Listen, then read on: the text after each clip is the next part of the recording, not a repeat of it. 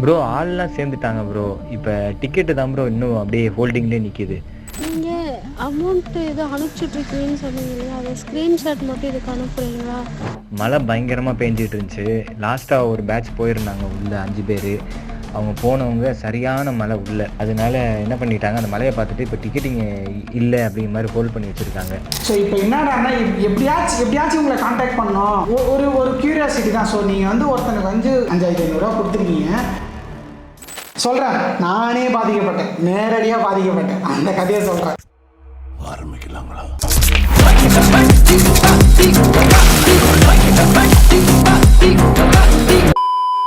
Insurance scam, loan scam, மைவே3 scam எல்லாத்துலேயும் scam. அது ஒரு மார்ச் மாதம் 24 இன்ஸ்டாகிராமில் ஒரு போஸ்ட் பார்த்தேன். அதாவது அகஸ்தியர் மலை கூடத்துக்கு ட்ரெக்கிங் போகிறோம், நீங்களும் ஜாயின் பண்ணிக்கலான்னு அந்த சேனல்லேருந்து இன்ஸ்டாகிராம் போஸ்ட் போட்டிருந்தாங்க. எனக்கு அது ஒரு ட்ரீம் பிளேஸ் மாதிரி ரொம்ப நாளாக போகணுன்னு நானும் நினச்சிருந்தேன். சரி இவங்க குரூப்பாக கூப்பிட்டு போகிறாங்களே நம்மளும் போவோம்னு சொல்லிட்டு அவங்கள வந்து நான் தான் கான்டாக்ட் பண்ணேன், மெசேஜ் அனுப்பிச்சிருந்தேன். உடனே என்ன பண்ணாங்க, சேனல்லேருந்து எனக்கு கால் பண்ணாங்க.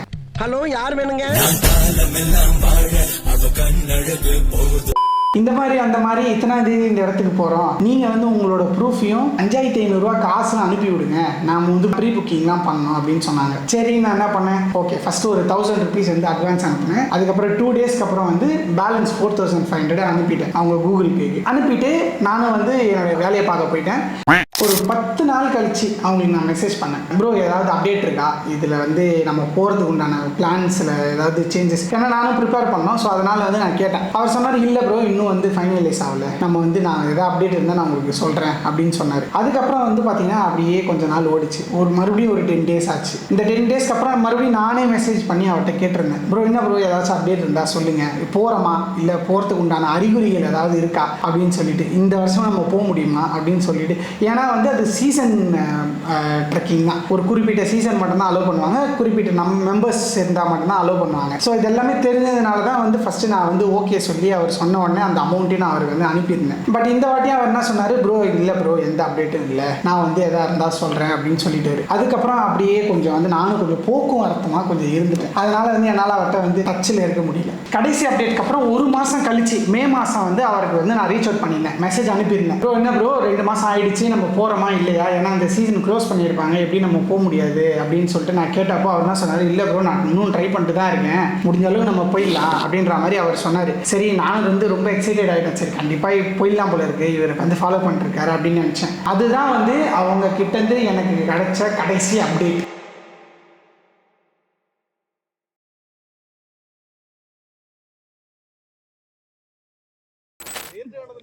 கைஸ் ஒரு 5 இயர்ஸாக ட்ரை பண்ணி ஒரு ட்ரெக்கிங் கிடைக்காம 6th இயர் வந்து ஒரு இடத்த பார்க்கும்போது, இந்த அகத்தியரை பார்க்கும்போது ஒரு ஃபீல் இருக்குல்ல, அது வந்து எப்படி சொல்கிறதுனே தெரில. ரொம்ப சூப்பராக இருக்குது, ஒரு ஃபீல் குட்டாக இருக்குது. திடீர்னு என்ன ஆச்சு, ஒரு நாள் நான் இன்ஸ்டாகிராம் வந்து போஸ்ட் பார்த்தா அதில் வந்து ஒரு புது நம்பர் போட்டு இந்த மாதிரி நாங்கள் குஜராத் போகிறோம், லயன்ஸை பார்க்க போகிறோம்னு போட்டு போஸ்ட் பண்ணினார். சரி நான் என்ன பண்ணேன், அந்த நம்பருக்கு என் நம்பர்லேருந்து ஃபஸ்ட்டு கால் பண்ணேன், எடுக்கல. மெசேஜ் பண்ணேன், எடுக்கல. அதுக்கப்புறம் ஒரு புது நம்பர்லேருந்து கால் பண்ணி, என் ஃப்ரெண்டு நம்பர்லேருந்து கால் பண்ணி, நாங்கள் கூப்பிட்டு போகிறேன்னு சொன்னீங்க அகஸ்தியர் கூடத்துக்கு, காசு வாங்கினீங்க, இந்த அப்டேட்டும் கொடுக்க மாட்டேன். இது வந்து நடக்கிறது வந்து ஒரு 5 மந்த்ஸுக்கு அப்புறம், 5 மாதத்துக்கு அப்புறம் வந்து நான் கேட்குறேன், என்னங்க என்ன கதைங்க இது அப்படின்னு கேட்டதுக்கு, இந்த மாதிரி நாங்கள் வந்து புக்கிங் கொடுத்துருந்தோம், பட் ஆனால் எங்களுக்கு புக் ஆகலை, நாங்கள் வந்து உங்களுக்கு ரீஃபண்ட் பண்ணுறோம் அப்படின்னு சொல்லிட்டு சொன்னாங்க. என்ன சொன்னார், இந்த மாதிரி நாங்கள் ட்ரிப்பில் இருக்கோம் அப்படின்னு சொல்லி. இதெல்லாம் யார் சொல்கிறான்னா ஒரு பொண்ணு சொல்லுது, அவர் சொல்லலை. அந்த பொண்ணுக்கிட்ட கேட்டேன், நீங்கள் யாருன்னு. நான் அவரோட ஒய்ஃப்னு சொல்லி, ஒய்ஃபா என்னடா இது அப்படின்னு சொல்லிட்டு நானும் வந்து சரி ஓகே சொல்கிறாங்க, ஒரு 15 டேஸ் வெயிட் பண்ணுவோம், ரீஃபண்ட் வந்துடும் அப்படின்னு சொல்லிட்டு நான் நினச்சேன். பார்த்தா வரலங்க. மறுபடியும் அந்த புது நம்பரில் வந்து என் நம்பர் பிளாக் லிஸ்ட் போட்டாங்க. வாட்ஸ்அப் வந்து கால் மட்டும் போகுது, ஆனால் எடுக்கவே முடியல, அவங்கள ரீச்சே பண்ண முடியல. வேறு நம்பர்லேருந்து கால் பண்ணி பேசினா என்ன சொல்கிறாங்க, நாங்கள் உங்களுக்கு திரும்ப கால் பண்ணுறோம் அப்படின்ற மாதிரி சொல்லிட்டு கதை கொடுக்குறேன். இது யாருன்னா, நீங்கள் வந்து ரொம்ப ஆவலோட கமெண்ட் செக்ஷனில் போயிட்டு வந்து ரொம்ப ஜென்யூனான ஆள் அப்படின்னு நினச்சின்னு இருக்க ஐமேக்ஸ் மீடியா தான். ஐமேக்ஸ் மீடியா சாசுகே அவன் தான். எனக்கு ஏன் வந்து ஒரு கோவம் இருக்குன்னா, இவ்வளோ நேரம் நான் மரியாதையாக பேசியிருந்தேன். இப்போ ஏன் அவன் இவன் சொல்கிறேன்னா, அந்த தற்கூரி வந்து please mind my language, but எனக்கு தெரில, காசு வாங்கிட்டு சரி ஓகே அவன் ஏமாந்தானா இல்லை என்ன பண்ண, என்ன ஏமாத்துறானா, என்ன மாதிரி எத்தனை பேர் ஏமாத்திருக்கான் அப்படின்னு சொல்லிட்டு எனக்கு தெரில. ஆனால் வந்து அவனுக்கு அந்த தைரியம் இருக்குது பார்த்தீங்களா, சரி ஓகே இவ்வளோ 2 lakh சப்ஸ்கிரைபர் இருக்குது, நம்ம பேர் அடி வாங்கிறோம், நம்ம எதாவது தப்பு பண்ணோன்னா அப்படின்னு தெரிஞ்சோம் அவன் தைரியமாக பண்ணுறான். நம்மளை யாரும் கேட்க முடியாது, நம்ம யாரும் எதுவும் சொல்ல முடியாது அப்படின்னு சொல்லிட்டு. இவர் தான் வந்து யூடியூபர். இவர் என்ன யூடியூபர் நீங்க? ஐயா மட்டாட்டா ஸ்டோரிஸ். வணக்கம். ஆமா, இவரோட சேனலை எல்லாருமே சப்ஸ்கிரைப் பண்ணுங்க. பெல் ஐக்கானு கண்டிப்பா கிளிக் பண்ணிடுங்க. ஓகே. ஆனா இவரும் வந்து ஒரு சில கருத்துக்கள்லாம் சொல்றாரு. என்னன்னு பாத்தீங்கன்னா வந்து இந்த மாதிரி ட்ரெக்கிங் இங்க வந்து அகஸ்தியரை பாக்குறதுக்காக கூட்டிட்டு வரேன்னு சொல்லிட்டு நிறைய பணம் மோசடிகள் நிறைய பண்ணிட்டாங்க. இவரோட வீடியோஸ்ல வந்து ஒரிஜினல் லிங்க் உங்களுக்கு அனுப்புவார் முறையில. சரிங்களா, அதை பார்த்து நீங்க அதுல ஆன்லைன் டிக்கெட் நீங்க எப்படி ஏமாறாம இருக்கிறத தான் நான் சொல்றேன். நான் ஏமாந்தது ஓகே, எனக்கு பிரச்சனை. பட் என்ன மாதிரி யாரும் ஏமாந்துடக்கூடாது, அதுக்காக தான் இந்த வீடியோ போடுறேன். ஸோ நான் என்ன பண்ணேன், கொஞ்சம் வெயிட் பண்ணி ஒரு 1 வீக் அப்புறம் வந்து வேற நம்பர்லேருந்து அவங்களுக்கு வந்து கால் பண்ணேன். வேற ஒரு புது நம்பர், ஃப்ரெண்டு நம்பர்லேருந்து கால் பண்ணி அவங்க ஆன்சர் பண்ணாங்க. என்ன பேசினாங்கன்றதை கேட்டுவாங்க. இந்த மார்ச் வந்து அகஸ்திய போஸ்ட் பண்ணுறீங்களா, அதுக்கு வந்து ஜாயின் பண்ணிக்கலாம் அப்ரோச் பண்ணேன். சாஸ் கேட்டு நான் பேசினேன். இது வந்து நம்ம எதுவும் பேசுறதுக்கு இல்லைன்னு நினைக்கிறேன். சரி, இது முடிஞ்சிச்சு, இந்த சீசன் நம்ம போக முடியாது. ஸோ நீங்கள் ரீஃபண்ட் பண்ணிட்டீங்கன்னா ஆல்மோஸ்ட் இது சார்ட் அவுட் ஆகிடும். இதுக்கு நீங்கள் மற்ற வரைக்கும் ஏன் வெயிட் பண்ண சொல்கிறீங்கன்னு எனக்கு தெரியல. ஏன் இவங்க சொல்கிறதுல சுத்தமாக எனக்கு நம்பிக்கை வரலன்றதோ, இல்லை ஒருவேளை இது ஸ்கேமாக இருக்குமோ அப்படின்னு எனக்கு கன்சிடர் பண்ண வைக்கிறது இந்த 3 விஷயம் தான். ஃபஸ்ட்டு, நான் வந்து அவங்களுக்கு பேமெண்ட் பண்ண டேட் வந்து 24th மார்ச்.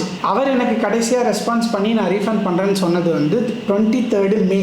ஸோ அப்பயே வந்து 2 மாதம் ஆகிடுச்சு. ஸோ இப்போ வரைக்கும் நம்ம பார்த்தோம்னா நான் பேமெண்ட் பண்ணதுலேருந்து 5 months ஆகுது. எனக்கு வந்து மேக்கு அப்புறம் அவங்க எந்த விதமான ப்ராப்பர் ரெஸ்பான்ஸோ அப்டேட்டோ எதுவுமே சொல்லலை. ரெண்டாவது வந்து அவங்கள வந்து கம்யூனிகேட், அவங்கள ரீச் பண்ணுறதுக்கே நான் நிறைய மெசேஜ் அனுப்பியிருக்கேன், நிறைய ஃபோன் கால்ஸ் பண்ணியிருக்கேன், வாட்ஸ்அப் கால்ஸும் பண்ணியிருக்கேன், நார்மல் கால்ஸும் பண்ணியிருக்கேன். பட் நார்மல் கால்ஸாக அவங்க நம்பர் வந்து சுவிட்ச் ஆஃப்லேயே இருக்குது.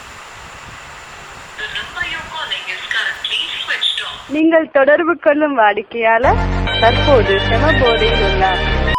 அதுதான் எனக்கு வந்து ரொம்ப ஃபிஷ்ஷியாக தெரியுது.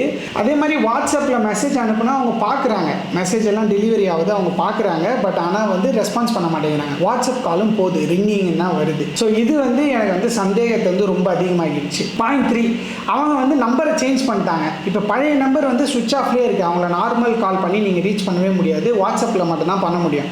எதர் மெசேஜ் அனுப்ப முடியும், இல்லை வாட்ஸ்அப் கால் பண்ண முடியும். மோஸ்ட்லி இந்த மாதிரி எனக்கு இது நடந்திருக்கு, அதனால் சொல்கிறேன். நிறைய பேர் பார்த்தீங்கன்னா இந்த மாதிரி ஏமாத்துறவங்களாம் வந்து நார்மல் ஃபோனை வந்து சுவிட்ச் ஆஃப் பண்ணுறாங்க. அவங்களுக்கு வந்து நீங்கள் ரீச் அவுட்டே பண்ண முடியாது. ஏன்னா நிறைய பேர் கால் பண்ணிக்கிட்டே இருப்பாங்க அவங்களுக்கு திரும்ப. அப்போ என்ன பண்ணுவாங்க, அவங்க வந்து ஃபோனை சுவிட்ச் ஆஃப் பண்ணுறாங்க, வாட்ஸ்அப் மட்டும் ஆனில் வச்சுருப்பாங்க. ஏன்னா வாட்ஸ்அப் கால் வந்து ரெக்கார்டும் பண்ண முடியாது. ஸோ இதெல்லாம் வந்து என் சந்தேகத்தை வந்து ரொம்ப வலுப்படுத்திடுச்சு. எனக்கு வேறு வழியே தெரியல. எனக்கு வந்து அவங்க வந்து வேறு ஆப்ஷனே கொடுக்கல. வீடியோ போட்டு தான் வந்து நம்ம வந்து ரீச் அவுட் பண்ணணும் அப்படின்ற ஒரு ஐ வாஸ் ஹெல்ப்லெஸ் அந்த மாதிரி ஒரு சுச்சுவேஷனில் விட்டாங்க. ஸோ கடைசியாக அவங்க பேசும்போது என்ன சொன்னாங்கன்னா, நாங்கள் வந்து தமிழ்நாடு வந்து எங்களுக்கு வந்து வர்றதுக்கு எங்களுக்கு 15 days ஆகும். 15 daysக்கு அப்புறம் நாங்கள் வந்து அந்த காசு அவங்க யார்கிட்ட கொடுத்துருக்காங்களோ அவங்ககிட்டேருந்து வாங்கி எனக்கு கொடுப்பேன் அப்படின்னு சொன்னாங்க. நான் என்ன சொன்னேன், அது என்னோடய பிரச்சனை இல்லைங்க, நான் வந்து உங்கள்கிட்ட தான் பே பண்ணேன், நீங்கள் எனக்கு தான் வந்து கொடுக்கணும். எதுக்கு நீங்கள் டிலே பண்ணுறீங்க, எதுக்கு 15 நாள், உடனே நீங்கள் பண்ணலாமே அப்படின்னு கேட்டப்போ அவங்க சொல்லிட்டாங்க, எங்களால் இப்போ பண்ண முடியாது, நாங்கள் தமிழ்நாடு வந்துட்டு 15 days எங்களுக்கு டைம் வேணும், இந்த மந்த் எண்டுக்குள்ளே அனுப்புவோம் அப்படின்னு சொல்லிட்டாங்க. நான் கேட்டேன், மறுபடியும் உங்களை ரீச் அவுட்டே பண்ண முடியலன்னா எப்படிங்க பண்ணுறது நான் அப்படின்னு சொன்னதுக்கு அவங்க என்ன சொன்னாங்கன்னு பாருங்கள். கரெக்ட், நீங்கள் கமிட்மெண்ட் கொடுக்குறீங்க. இப்போ நான் திரும்பவும் உங்களை ரீச் அவுட் பண்ண ட்ரை பண்ணுறேன் 15 days கழிச்சு. இப்போ நான் மறுபடியும் 15 days கழிச்சு உங்களை ரீச் அவுட் பண்ண ட்ரை பண்ணுறேன்னு வச்சுக்கோங்க. நீங்கள் அப்போ ரெஸ்பான்ஸ் பண்ணலை, இது சரியாக எனக்கு இல்லைன்னா என்ன பண்ணலாம் நீங்களே சொல்லிடுங்க.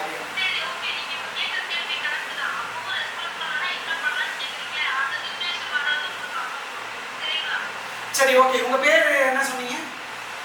ஜெனி. ஓகேங்க, தேங்க்யூ. எனக்கு ஒரு டவுட்டு. ஒரு ஆள்கிட்ட 5500 கலெக்ட் பண்ணுறோம். ஒரு ட்ரிப்புக்கு 30 பேர், 1,65,000 வருது. அதை வச்சு ஒரு ஸ்டார்ட் அப் பிஸ்னஸே பண்ணிடலாமேங்க. ஓகே, இப்போ வந்து இதெல்லாம் எனக்கு நடந்துருச்சு. உங்களுக்கு இது நடக்காமல் நீங்கள் எப்படி வந்து உங்களை நீங்கள் பாதுகாத்து கொள்ளலாம் அப்படின்றத தான் நான் சொல்ல போகிறேன். ஃபஸ்ட்டு நீங்கள் எங்கேயாச்சும் போகணுன்னு நினச்சிங்கன்னா நீங்களே பிளான் போடுங்க, ப்ராப்பராக நீங்களே ஒரு ஐட்னரி போடுங்க. ஆல்ரெடி அந்த இடத்துக்கு போனவங்க நிறைய பேர் வீடியோஸ் போட்டிருப்பாங்க யூடியூப்லேயே, ஸ்டெப் பை ஸ்டெப் போட்டிருப்பாங்க. எப்படி போகணும், எங்கே போகணும், எங்கே ஏறணும், எங்கே இறங்கணும் எல்லான்றது போட்டிருப்பாங்க கிளியராக. ஸோ நீங்கள் அதை பார்த்து நீங்களே ஒரு பக்கா பிளானோட இறங்குங்க, தைரியமாக போங்க. யாரையுமே டிபெண்ட் பண்ணி இருக்காதீங்க. நீங்களாக வந்து இனிஷியேட் பண்ணி நீங்களாக ட்ரை பண்ணி போயிட்டு வாங்க. அதே மாதிரி நீங்கள் இன்ட்ரோவர்ட்டாக இருந்தாலுமே உங்களுக்கு வந்து நீங்கள் ட்ரிப்பு போகும்போது உங்களுக்கு நிறைய ஃப்ரெண்ட்ஸ் கிடைப்பாங்க. நான் நிறைய ட்ராவல் பண்ணியிருக்கேன், அதனால் சொல்கிறேன். உங்களுக்கு வந்து நிறைய ஃப்ரெண்ட்ஸ் கிடைப்பாங்க. உங்கள் ட்ரிப்பே வந்து மெமரபுளாக இருக்கும் உங்களுக்கு வந்து நியூ ஃப்ரெண்ட்ஸ் கிடைக்கும் போது. எனக்கு வந்து ஃப்ரெண்ட்ஸே இல்லை, எனக்கு வேறு வழியே இல்லை அப்படின்னா கண்டிப்பாக இந்த மாதிரி நீங்கள் குரூப் ரைடு போகலாம், குரூப் ட்ரிப்பு போகலாம். பட் ஆனால் கூட்டிகிட்டு போகிறவங்கள பற்றி தயவு செய்து பேக்ரவுண்ட் செக் பண்ணுங்கள். அதுக்கு முன்னாடி அவங்க கூட ட்ரிப்பு போயிட்டு வந்தவங்கள காண்டாக்ட் பண்ணிவிட்டு அவங்க வந்து எப்படி இருந்தது அவங்களோட எக்ஸ்பீரியன்ஸ் கேட்டுட்டு அதுக்கப்புறமா வந்து நீங்கள் டிசைட் பண்ணுங்கள். எடுத்தோடனே இன்ஸ்டாகிராமில் நாளைக்கு நானே ஒரு போஸ்ட் போட்டாலுமே நீங்கள் வந்து ரீச் அவுட் பண்ணி நானும் வரேன்னு போகாதீங்க. இதில் நிறைய குட் எக்ஸ்பீரியன்ஸும் இருக்குது, அது வந்து இல்லைன்னு சொல்லலை. நிறைய பேர் ஜென்யூனாக பண்ணுறாங்க. பட் ஆனால் ஒரு சில பேருக்கு என்ன மாதிரி பேட் எக்ஸ்பீரியன்ஸ் ஆகிடுது. ஸோ அந்த மாதிரி உங்களுக்கு நடக்கக்கூடாது அப்படின்றதுக்காக தான் வந்து இந்த வீடியோவை நான் மேக் பண்ணேன். இதை சொல்லணும்னு நினச்சேன், அதனால் சொல்கிறேன். திரும்பவும் சொல்கிறேன், யாரையுமே நம்பி 10 பைசா கூட கொடுக்காதீங்க. உங்கள் காசு உங்கள் மணி, நீங்கள் செலவு பண்ணுங்கள். நீங்கள் வந்து பார்த்து உங்களுக்கு என்ன தேவை அப்படின்றது உங்களுக்கு மட்டும்தான் தெரியும். அதனால் கொஞ்சம் கிரெயினை யூஸ் பண்ணி உங்கள் ட்ரிப்பை பிளான் பண்ணுங்கள், என்ஜாய் பண்ணுங்கள். யாரை நம்பியும் காசு கொடுக்காதீங்க. ப்ரோ சாசுகே ப்ரோ, பர்சனலாக உங்களுக்கு எனக்கு எந்த பிரச்சனையும் கிடையாது. எனக்கு நீங்கள் வந்து வேறு ஆப்ஷனே கொடுக்கல, அதனால தான் இந்த வீடியோ மேக் பண்ணியிருக்கேன். சொல்லப்போனால் நானே உங்கள் சப்ஸ்கிரைபர் தான். இங்கே பாருங்கள். ஓகே, இது எனக்கு மட்டும் தான் நடந்ததா இல்லை மற்றவங்களுக்கு இந்த மாதிரி நடந்திருக்கான்னு எனக்கு தெரியல. உங்களுக்கு நடந்ததுன்னா கமெண்ட் செக்ஷனில் சொல்லுங்கள். அதிகமாக ட்ராவல் பண்ணுற உங்கள் ஃப்ரெண்ட்ஸுக்கு இந்த வீடியோவை ஷேர் பண்ணுங்கள். Okay guys, peace out. சுருகரோ கலாஸ். உங்களை அடுத்த வீடியோவில் சந்திக்கும் வரை உங்களிடம் திரைப்பது நான் உங்கள். இது வந்து ஒரு பியூட்டிஃபுல்லான ட்ரெக்கு. உங்கள் லைஃபே வந்து மாற்றும், வேறு மாதிரி இருக்கும். லைஃப் சேஞ்சிங் எக்ஸ்பீரியன்ஸாக இருக்கும் இந்த ட்ரெக். இந்த 20 கிலோமீட்டர் வந்து இது வந்து உங்களுக்கு நிறைய கற்றுக் கொடுக்கும். மேபி வந்து உங்களுக்கு ஒரு சேஞ்சே நடக்கலாம் லைஃப்பில்.